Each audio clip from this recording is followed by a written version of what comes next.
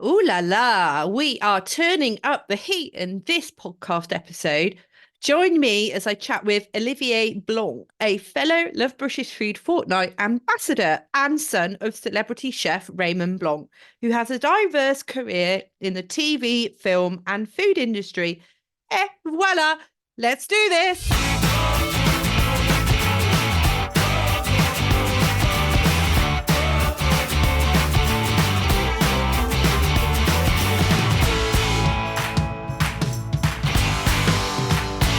Hello, welcome to the Countryside Kitchen Meets, a food and farming podcast. I'm Milly Fyfe, your host. I'm a mum of two, farmer, food producer, and passionate about flying the flag for British food and farming. Today, we'll be chatting to the Love British Food ambassador, Olivier Blanc. Then I'll give you some inspiration when it comes to mealtime preparation and some recipes to share, meaning you can juggle family life with the children and cook tasty, nutritious meals that everyone can enjoy too. Okay, so I'm going to introduce you to my guest. Olivier was born into a food-loving family with the celebrated chef Raymond Blanc as his father and his mother being a cordon bleu cook. A solid foundation of food appreciation was established from a young age. Olivier went on to Millfield before reading English literature at Leeds University. He then left the UK to enroll at the New York Film Academy, where he completed a directing and filmmaking course. On returning to the UK, Olivier found work in the film and TV industry, starting as a runner before becoming an assistant director working on shows like Evita and the long-running TV series The Bill. Ollie went from behind the camera to in front, retraining as an actor on Drama Studios London. He worked briefly as an actor in various productions, including Hollyoaks. Olivier then worked on various fantastic ideas that he created with a partner, creating digital content that would encourage children to connect with food and nature. Et voila, Henry Le Worm was born. Despite being a new brand, the Henry Le Worm app has attracted great reviews and success, including #1 spot in Apple's education category, as well as several awards. Now, we have both met, or how we came to meet was through Love British Food as fellow ambassadors many, many years ago, and those meetings in London. So I'm really excited and delighted that I've got Olivier with me here today on the podcast. Hello, how are you? Hello, Millie. Lovely to see you. And you. It's been a long time. My friend. But that's all good. We got good memories and you do a great job. And I'm excited, about your new projects as well with your kitchen and obviously this podcast. So bon Yeah. chance. Oh, absolutely. Well, that's it. And I think social media is great at being able to keep in touch. I mean, we're friends on Facebook and we see what each other's doing all the time. And, I've been meaning to get you on for such a long time and we've made it now. Absolutely, my friend. Absolutely. No, it's an absolute pleasure. Oh, well, thank you. So at the moment, are you in Paris or are you in London? Well, no, I'm in London. I love both countries, England and France. Vive la différence. In terms of food culture, there's quite a big difference, but I think Yeah. England is also got fantastic produce and brilliant chefs now who've been working here for 20, 30 years at least, if not more, about 50 years. The Roux brothers.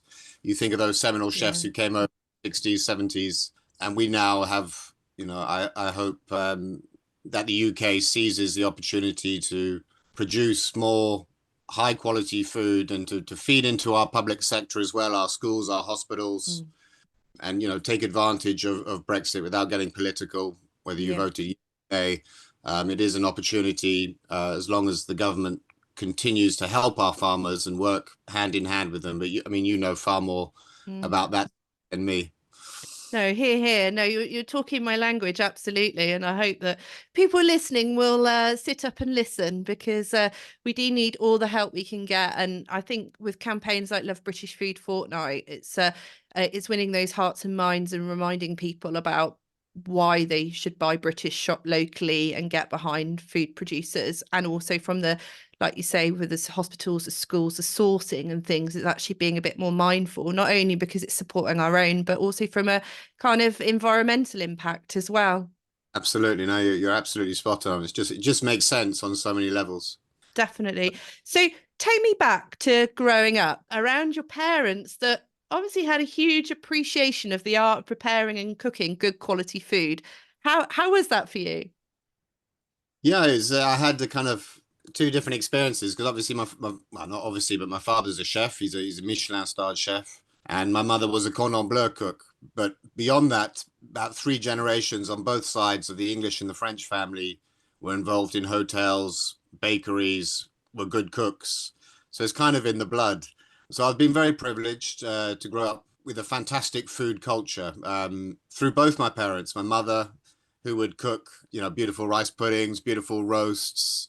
I wouldn't say simple food, but honest food is what I'd call it. And obviously, then my father, being a chef, it's a higher technical side to the food, but nonetheless, he's always believed in the provenance of sourcing good local ingredients, sustainability, organics where possible, and also his best recipes for me were always the simplest ones. Mm. I'm a great believer in that. If you're doing a plate, even if you're cooking at home and you try and, you maybe watch a chef and you think, oh, I'll do one of his restaurant recipes. If you've got 25 elements or 20 elements on a plate, you've got a palate. So all those elements have to work for your palate. Yeah. And I'm very much about, if I'm about talking about cooking, for me, it's about taste, taste, taste, and then look comes afterwards. How you present the dish is important, but the most important is your actual taste experience. And if you've got 20 elements on a plate, it becomes very difficult to combine all those flavors successfully or textures successfully. And then it takes more time for the chefs to prepare the food. There's more costs in terms of ingredients. So, some of my favorite dishes are simple ones when I'm cooking for myself or when I go to his restaurant. Some of his best dishes I prefer are simple. What would be your dad's favorite recipe that you enjoy? I love it. He does one called Essence of Tomato. It's not cost effective really for restaurants unless you're able, you're a top restaurant, then you can charge the price to the customer. Yeah. So I wouldn't ask any a normal restaurant, so to speak, to do this dish, because you put lots of cherry tomatoes into a muslin bag with weights, and then you slowly, each hour or every 3 hours, you tighten the weights and you add spices to the tomatoes. So you then get this well, the clue's in the title, Essence of Tomato. Yeah. This most beautiful, clear, I call it a jus. It's not a jus, but it's the juice of the tomatoes with the spices mixed. And it's the most subtle, beautiful orange color, but yeah, almost see-through. And the flavor is incredible. I mean, it is essence of tomato. You get that flavor of the tomato, and but so beautifully done. And another one I love is he does a beetroot terrine with a horseradish sorbet. Oh, okay. That's a good example of kind of, well, again, different textures. The soft terrine with the slightly hard, colder sorbet. But it's the marriage of the flavors. Yeah, and the color as well. The color contrast is beautiful. No, without being biased, I've been very lucky. I've been to a lot of restaurants with him and by myself, and I do love his food, especially his food he did when he was, starting out. Very pure. Yeah, and honest. And I'm totally with you on that. Just having a few simple ingredients and being able to enjoy them. But equally, I like going to very nice restaurants as well. One day I might, accompany you to somewhere. Who knows? We're on. Let's do it. It's a day. Milly's podcast. Absolutely. Yeah, amazing. Come to the and see the gardens and see what we do, and he's got a fantastic cookery school there as well. But it's a beautiful place. It's a 360 degrees experience. Visually, gardens, the staff are fantastic, and the food is beautiful as well. So it's a treat. Yeah, but it's one I'll treat that kind of food for me. I prefer almost bistro food. Yeah, no, well, I'll definitely take you up on that offer at some point, because obviously with my plans with building a kitchen on the farm, it's obviously on a smaller scale to what's been built just south of Oxford. Equally, there's probably a lot of take homes there. I mean, obviously your father has got that name and that reputation, and it is a destination, but there are, in terms of running a business and getting people to the location and then the feedback that you get from that. It's that kind of visitor experience is what I need to soak up a bit more information on, definitely. Yeah, and just to look at the cookery school as well, because it's set in the kitchen, so you're not separate from the kitchen. You can see the chefs going about their prep work or cooking.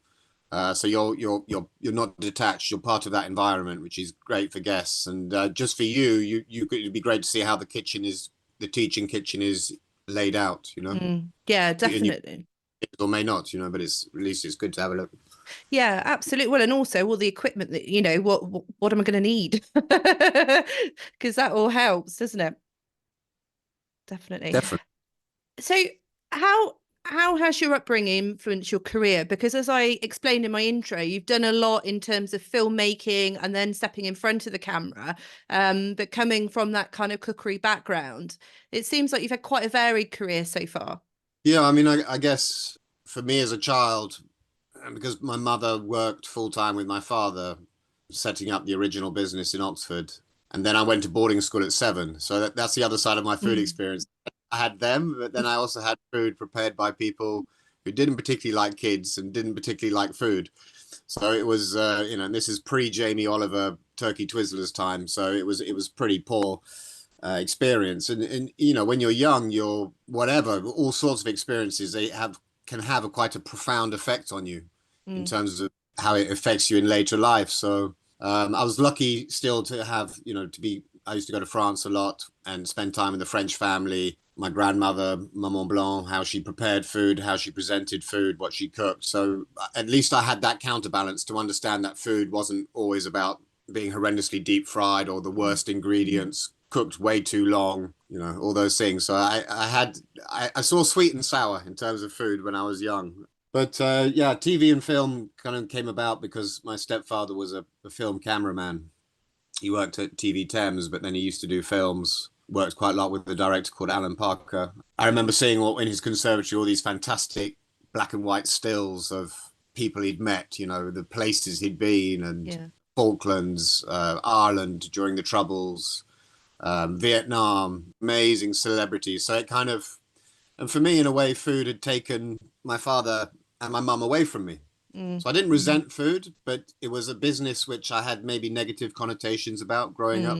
So, I went into TV and film and I loved it. I really enjoy working with people as part of a team, that creative environment. And it's only as I've got older, maybe in my 30s, that I started, or late 20s, to be much more proactive with my relationship with food. My dad gave me some good advice when I was young. He said, I think I can say this on your podcast. Say it nicely, but he told me when I was at that kind of influential age of in my teens, he said that with food, he could make a woman climax. Obviously, food and sex are two of the greatest pleasures in life, and you shouldn't really compromise on either if you can help it. So I took that on board, and I was like, oh, okay. And it's important not just to please your partner, whether he's a male or she's a female, but to be able to cook for your friends when they come over, or to cook a nice meal for your kids. I think that really, I love households when you go into the house and you can smell the food being cooked. See a table where at least once a day you're together, you're communicating, you're smiling, laughing, maybe even arguing, but that's fine. That's still communication. Yeah. Opposed to all in separate rooms in front of a TV. So I think food, when used correctly, can bind us. It's got a lot of positives. It obviously feeds us nutritionally. And after film and TV, I kind of, I've always worked in the industry in cooking. I started as a plongeur doing the washing up in my dad's place in the manoir. But I've worked in the gardens. I've worked front of house. I've worked as a waiter. I worked as a barman. Worked in kitchens prepping. So I kind of, as I've got older, I've begun to appreciate it much more. And then obviously I got involved with Love British Food. I helped a business. It's no longer working at the moment, unfortunately, because the owner decided to go another way. But it was a great concept. It was street food, but sustainable street food. So using upcycled food containers with a living herb wall, water collection on the roof to water the herbs, solar panels, and all food sourced locally using good operators. So not crap street food, but using, one of the good things about having so many different people, cultures in our country now is in terms of food, you can see a transformation of what is to offer, whether it's Thai, Korean, Yeah. there's Indian, there's so much now. Yeah. That was a concept that you developed over the last couple of years. And Yeah, about 3 years ago. But I'm now thinking, I mean, I'm on the fence because I'm either going to go back into TV and film, yeah. or brave, I will go. I want to start my own business, which would be, I want to do like a gourmet salad bar. Yeah. Beautiful salad. So, grated carrots with a vinaigrette, fresh parsley, shallots in there, celeriac, remoulade, beetroot with caramelized walnuts, slices of oranges, watercress salad. So each one, I'm not talking about just chopped up elements like you see in most salad bars. I'm talking about bespoke salads, and then to do lovely fresh flatbreads and meats as well, because you then have the option, if you want more protein on your salad, to have lovely marinated meats, beef or chicken or maybe duck, to go on the salads. So you hopefully please both the vegetarian vegans and the meat eaters. Yeah, absolutely. Well, and Like, also, yeah, when you're kind of like on the go as well, generally people just dive for the kind of fast food options, and actually to have something that's a little bit more healthy, but accessible. Is that what the concept would be, or is it more sort of sit down type food? no, it would be more like on the go, but Yeah. maybe have to see that if we do go ahead with it, what the first site is. There is an ability to have tables, but I think it's more on the go, and the kind of food you can take home, or if it's in the summer, those hot months, you could go to have a lovely picnic with it, go outside al fresco, and with some nice desserts as well. So it's not too, there should be enough there to tick most boxes. There's a great company called Sweet Greens in America. Yeah. Started in New York City, which is a colder city than us. Yeah. In or the south or the north, it gets very low temperatures, and they started that and it's now become a very successful franchise. Yeah. So it can work. First, people, and you're right, when you're hungry, you don't think of a salad. Yeah. And that's why, a lovely, I don't want to say it's not a kebab, but meats on skewers. Yeah. Tom Kerry does a fantastic recipe I want to try, using kind of North African spices. So something just a little bit different. I think you need to be bold. I think you need to be bold. I think you need to go for it. Milly, so if you know anyone, I want to go work with someone on this, Yeah. Have you identified anyone yet? No, not yet, my friend. But well, if anyone's listening, I can send you details, can't I? Absolutely. Yeah. Yeah, absolutely. Amazing. And so where does Henri Le Worm fit into all of this? Is he still alive and kicking, or is he there in the background? What's he doing? He's buried underground. I mean, his app is still on for sale on the Apple Store. But I'm actually trying to sell the IP, because when I started it with my then girlfriend, it was a two-person job that we started it together. And she then married a genetically superior Ollie, like a 6'3" Ollie, as opposed to a 5'9". I respect her choice. And but then you're one person doing the business, and it's also you're competing in that world. You're competing against Disney, Peppa the Pig, some really big intellectual properties. You've got a lot of money behind them. When I had the marketing spend and had the cash, we were number one in our category, which is great.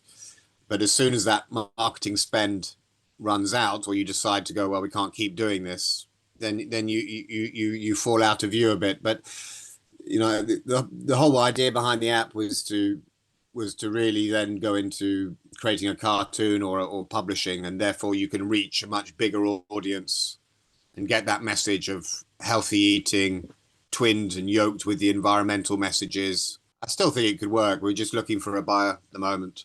Yeah. I think it's a wonderful concept, and I think it has. I don't want to say it's got legs, because worm doesn't have any legs, but I mean, having children that are age 6 and 4, and they're absolutely mad into nature, insects, kitchen gardening, that sort of stuff. It's ideal, and that kind of grow, cook, eat type concept, which I'm all about. I think, from a young age, if you're immersing children in that, doesn't matter what background, and having that app online, they're gonna take something from that, aren't they? Yeah, I think so. Absolutely. Of course, also at that age, that young kind of formative age, was it 2 to 5? With it's normally called cross curriculum when you take those apps into schools. So you can teach mathematics, you can teach a bit of science, in terms of weighing ingredients or knowing, understanding the biology of plants and the science behind growing, photosynthesis. You can weave in quite a lot of different educational areas into it, and it's fun. And you've got 5 or 6 different characters, and you're learning about the environment, and as well as some great recipes from the old man in there. So I still believe in it 100%, but just trying to want to take it to a next level. Yeah, no, absolutely. And you've got other focuses. So do you think you'll do anything in terms of the film work? Have you got irons in the fire there? I'm not sure. I mean, I like the filming because of you meet different people, and their crew is a very diverse group of people, different, men, women, different ages, different backgrounds. And I enjoy that side of it. And I like the collaborative, creative experience, working to get each person has their skill, which they bring to the table, which then creates the end product. It's not just about the actors. Oh, it's cameraman, the lighting, costume, makeup, it goes on and on. Yeah. I like that idea. But in a way, a kitchen is similar. You've got a whole team there. They each have their speciality, and together you're creating one product with the aim of entertaining and pleasing people and creating positive memories. So if I was being honest, I'd say my passion more is now food. So we'll see. I mean, I might go into hospitality maybe. I'd like to maybe work as a director of food and beverages for a group, because I've been blessed. The experiences I've had and the kind of food education, more than you can learn in a university. It's been visceral. It's been real. Oh, it sounds like you've got, the world is your oyster, literally. It's so exciting. It was. You obviously enjoy cooking. Do you get much time to actually cook at home? Yeah, reasonably so. But when I used to film, or I was involved in other work, you come home reasonably late at night and around 8 o'clock, and you're tired. And obviously, I don't have the pressures of a lot of people. I don't have kids. I haven't got a partner. I have a partner, but not married, so not living together. So I understand and really sympathize with people when, they're tired or stressed and they come home, and you think cooking, that's the last thing I want to do. But for me, cooking is actually quite an enjoyable thing to do. And if you get the child, got a kids, get them involved, get them chopping, get them stirring, get them involved in the process. If anything, it will help them to understand what they're eating, and they might be a bit more susceptible if they know that they've been involved in it. Yeah. And it's cooking as well as eating is a good time to talk. If you've got your partner there or your kids, you talk to them in the kitchen whilst you're doing something, and it becomes a fun experience. And so yeah, I like to cook, but it would always be, unless it's a special occasion, like you've got friends or you're trying to impress a partner, I would do food, simple. Or make them climax. Yeah, no, that's a special occasion. Then I do. It's a beautiful dish from my dad's region, and it's chicken breast poached in a vin jaune, which is from his region as well, which has got a taste a bit like sherry. And then you've got morel mushrooms in the sauce as well, so their flavor comes through, and then you finish it with a bit of cream and braise some leeks, and it is just the morel mushroom. If you don't know it, it's honeycombed, quite hard to find and quite expensive, but it's worth it. The flavor you get it's off the scale of any other mushroom I've ever tasted, and it's special. And then do a beautiful dessert, because I think often desserts in restaurants or at home are often, it's the afterthought. And for me, that's completely wrong. That is the last contact you have with your meal. It should be light, should be beautiful, and obviously, taste amazing. And I find too many places I go to, it's the same foods on the recipe. I don't want to list them, but you know what I mean. Crumble, so yeah, sticky toffee pudding, heavy, yeah. They're all great. They got a place definitely in my heart. But it's when you go to nearly every restaurant, and it's the same deal. I think you've got to make a bit of more imagination, a bit more effort. I mean, I love, if I was going to make you climax, Milly, but a souffle I love, because it's light in terms of texture and the heaviness of it. It's not going to leave you kind of maroon to the sofa. Mm. So many different flavors you can add to it. You know, my favorite is a Grand Marnier, Mm. which has got orange, hint of orange to it, or maybe even lemon is beautiful as well. Despite what people say, a souffle, and of course, once you understand how to make them, you can do savory. So you do a lovely cheese souffle as a starter. They're not difficult to make. It's nonsense.